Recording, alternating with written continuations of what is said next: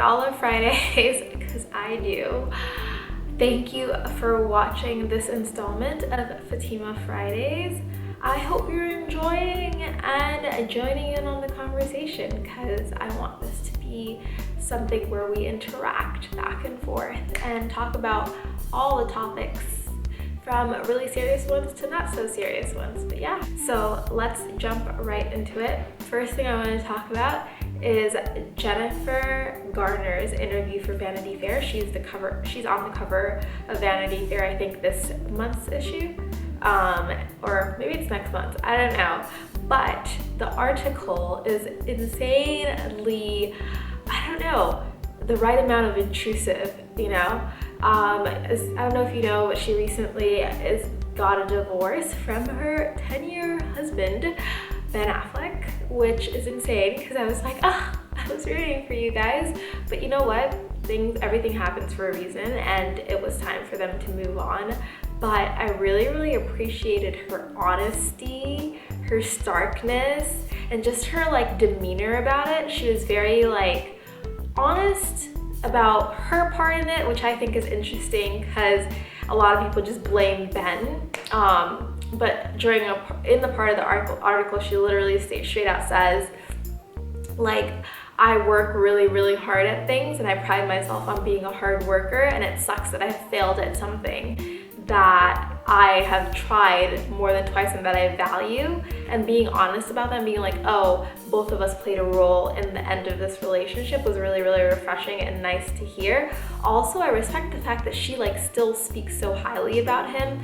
Obviously there are children involved, they have children, and she still thinks of him as like one of the best people she knows. So it's just really nice to see an amicable divorce, especially in Hollywood, and just seeing this other side of her, because I feel like a lot of people look at her and think she's like this cookie cutter, like all I do is take care of my children and be an actress and, you know, just kind of basic. But she had like another side to her, and she was like super funny and made jokes about things like his new tattoo, and she's like, oh, I hope I'm not the phoenix, and he's like, I'm not the ashes he's rising from, or something of the sort, and just taking a light approach to this really, really serious topic and being really open about it. Like, obviously I never want to go through a divorce. I don't even know if I want to go through marriage, but if I do, I hope to do it with the grace that she has done it with, you know, with the honesty, openness, demeanor, you know, like outlook on it that she has throughout this whole process, you know.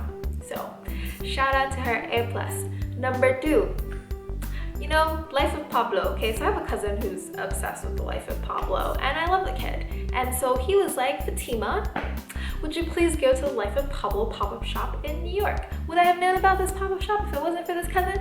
Heck no. So, you know, family love and all, I was like, sure, I'll go. Tell me why I was standing in line for over 2.5 hours to get into this pop-up shop. Like, this fandom is real, okay? There are very few things I will stand in line for. Basically, maybe one thing, possibly Harry Potter, okay? And food, maybe, okay? So me standing in line for this kid, I was like, this is true love. This is true love. And it's not as expensive as this like Easy season, but it ain't the cheapest stuff. So I'm just like, dang, following. People were standing in this line for hours, buying thousands of dollars worth of things. By the time I got in there, he wanted the bomber jacket, which is $350, might I add, and they didn't even have his size anymore. So I was like, thank God he wanted another thing, and I got him that. Hopefully that kid likes it, because that was also $100. So standing in line for something that I didn't end up getting most of, right? And it was freezing cold. It was this past Sunday in New York, and let me tell you, so freaking cold. So cold. Like, I was freezing. There were so many times where I was like, if I didn't believe that sunk costs weren't a thing, I would leave at this point. But once I commit myself to something, I have to go. So I went and stood in that line. I don't know. Let me know if you've ever done anything crazy like that for someone that for either a family member or something you really care about, you know, like Harry Potter or something. I don't know. Would you stand in line for 2.5 hours for the Life of Pablo pop-up shop? Because I don't know. No. I will say that I did really like the leather, not the leather jackets, the jean jackets. They're all vintage and really cool. I like those. And I like the bomber jacket. So I would definitely hit those things if I wasn't like, first of all, not a huge Kanye fan, so it'd be weird if I bought them. And second of all, if they weren't a little bit expensive. Yeah, basically. The next thing I want to talk about is Shamar Moore is leaving Criminal Minds. You guys, when I read that this morning, when I opened my Facebook page, I swear to you guys, I literally screamed. I shrieked. Thank God I'm the only one here right now. But I shrieked because I was literally telling my friend he's like my favorite character next to Reed and Gideon. And so when he is Criminal Minds to me. So I like literally want to cry. I don't know how I'm going to watch this show without him. Obviously, I'll still watch it because I love Criminal Minds, but he's been on it for 11 years and he's beautiful and he's hilarious and he's like the superhero character and just has so many layers to him and cares so much about everyone. You just fall in love with the character, and I have fallen in love with the character, and I can't believe they're taking him away. Like, why, God, why? I don't know, man. I don't know. Let me know if you watch Criminal Minds or if anyone's ever left your show and you're like, why? Like, tears, so many tears. So many people have left that show, but this one, after Gideon leaving the show, is probably the one that's hurting me the most. This one's hurting me the most, honestly, because I've gotten to know him as a character and as an actor so much more. But anyway, besides that, I'm excited to see what he does next. He's an amazing actor, seems like an amazing person on top of that, so I'm wishing him the best of luck on anything he does in the future, and I'll definitely be watching, but I will so miss him on Criminal Minds. The last thing I want to talk about is this thing that I found on YouTube. One of my friends sent it to me, and I think it's an amazing series and something that I would recommend to anyone who's interested in this type of conversation. And it's by Cecile Emeke, and she has a series, or that YouTube page has a series called Strolling. There are a bunch of episodes and basically follows people in their like native city and talks to them about like different topics of conversation. So things like gender norms, racism, being Black in America, how do you define being Black, how do you define being gay, is being gay a lifestyle, all these different things, and it's literally given me so much life. One point, I'm gonna link it down below.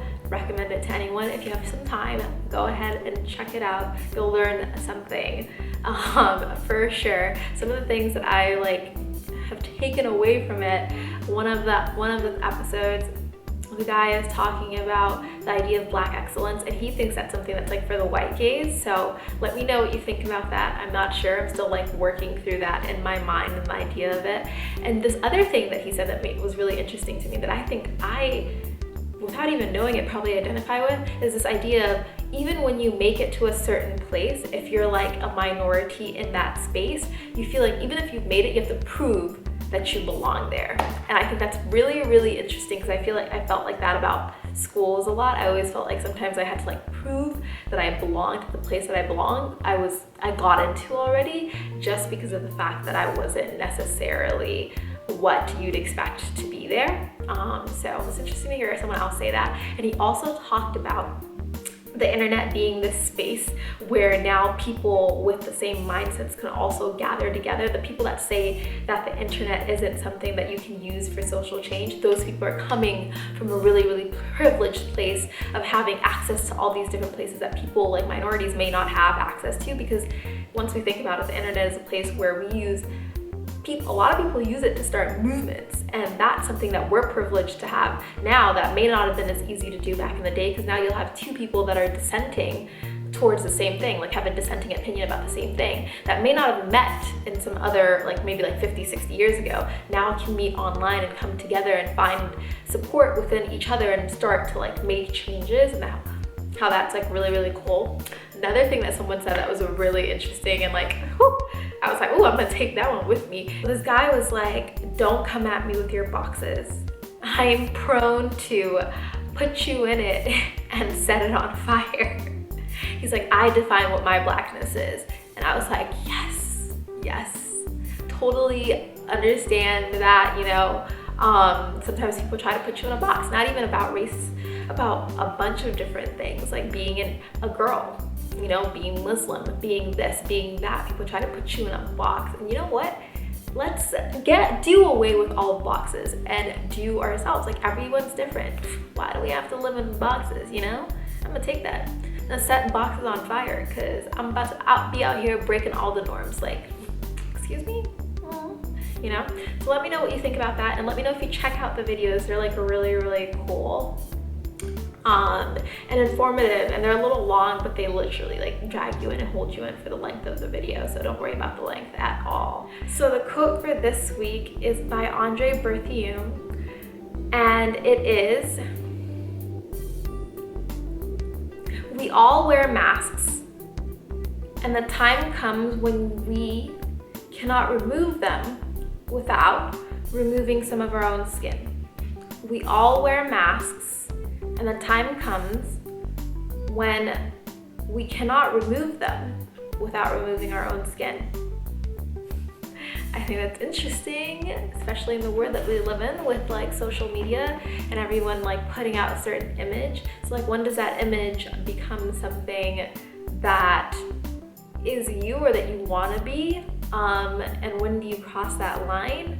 And is that a line that you want to cross at all? I don't know. I think it's interesting and kind of self-reflective. Let me know what you think about the quote. And yeah, in terms of a song for the week, I'll say that like I haven't really been listening to one song this week, so I'm not really gonna include one this week. Instead, I'm gonna ask you to let me know what song of the week, what is your song this week, or what song have you been listening to, if anything. I'd love to hear it, and yeah, be sure to share that down below. I look forward to adding new music to my music library, because there's always space for that, always. Thank you for watching, you guys. I hope you guys enjoyed my ramblings. I really, really appreciate you watching. If you're new here, be sure to subscribe for more videos. And if you're returning, thank you for returning. I'll see you guys in the next video. Please join the conversation in the comments bar. Mwah.